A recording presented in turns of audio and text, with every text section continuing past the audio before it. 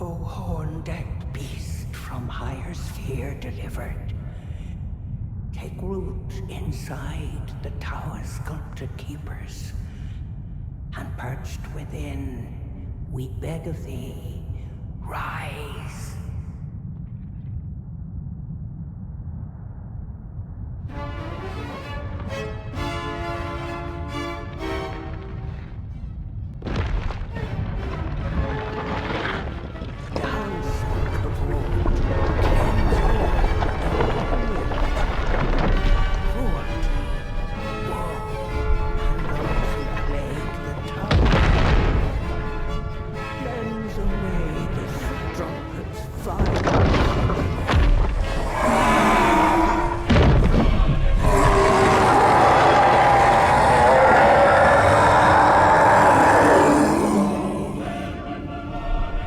I have to say, I've been looking forward to this one since the trailer, and in fact I got a jump start on writing this, very carefully looking just at this boss's items when the previews came out.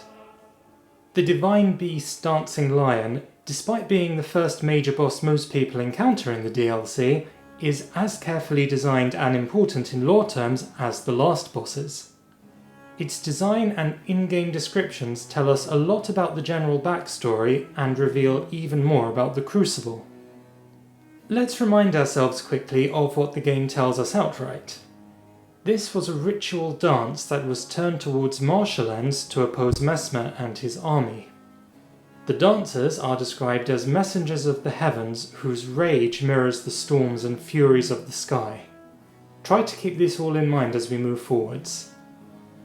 As most of you know, this enemy was clearly inspired by the lion dance, which originated in ancient China but is now a colourful part of the traditional culture in many parts of Asia.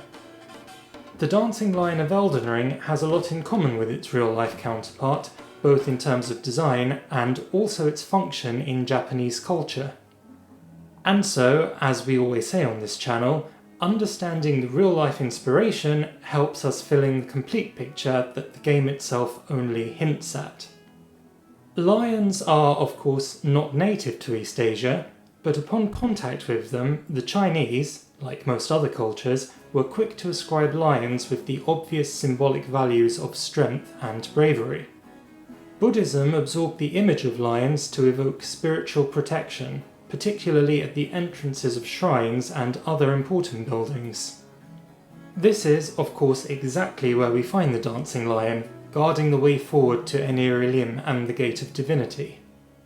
Equally importantly, they became a common good luck symbol, and lion dancers, mostly a two-man operation, became a common feature of festivals.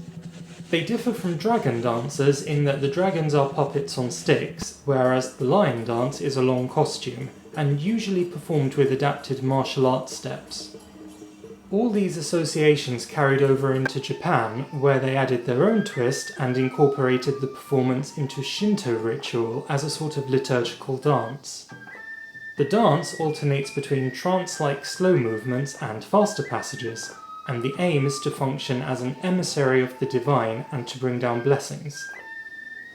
The Hornsent Grandam's invocation prayer at the start of the fight almost suggests that the character of the beast itself comes from above to inhabit the dancers. All of which raises an important question, namely, what divine forces exactly are being channeled here? Elden Ring is, in many ways, a story of competing divinities, some of them cosmic, most of them deeply obscure. What we are concerned with here, and in the DLC more generally, is the Crucible. The Crucible is imagined as a sort of evolutionary melting pot which represents the powerful but unpredictable forces of nature, as destructive and dangerous as they are generative. We see this reflected in the way natural growths like flowers, tails, wings, and most of all, horns demonstrate that connection. The zenith of those powers is shown in the might and fury of lightning and storms. The Dancing Lion basically has the same connotations as classical Chinese and Japanese dragons. This, however, goes beyond a mere cultural reference, but reflects something deeply rooted in the Japanese psyche. Japan is one of the most geologically hazardous places on Earth, and for as long as humans have been there at all, they have been keenly aware of being at the mercy of nature. Even the oldest Japanese myths and monsters can most easily be read as metaphors for natural disasters. Against this backdrop, the Hornsent are presented as being advanced enough to have a religious culture focused around worshipping the Crucible forces, a sort of paganism, but they are equally shown as being primitive enough to not quite grasp what it is they're meddling with. Their sacrificial experiments and interfering with the power of nature has caused them to unleash forces they don't truly understand. Marika, having grown up around this culture, knew what she was fighting against, and she knew exactly what she was doing by channeling the vital energies of the Crucible into the Erdtree.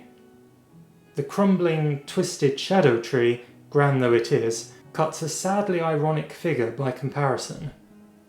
Nevertheless, vestiges of those primordial powers remain scattered through the Shadow Realm, and the Divine Beast represents a significant challenge as we, like Marika, seek to defy the authorities in this world. Indeed, those vital energies are still so strong that Mikola, divesting himself of everything the Golden Order has made him, knows that he can use them for his own ends. His intentions were good, but from a Golden Order perspective at least, his actions were as blasphemous as Rykard's or Ranni's. And so, the battered and broken Hornsent culture rallies itself for one more fight, a very hard one at that if you play like I do. There's more we could potentially say about all this, and even more we could ask about what the Crucible looked like in reality, or what the Hornsent culture looked like at its peak. Going from the tower, it was clearly something very impressive. Still, we are presented with something brought to almost complete ruin, and the full extent of its past glories are deliberately beyond recapturing. I'm going to talk more about Enir in an upcoming etymology video, since there's enough there to treat as a separate subject. For now though, thank you for watching.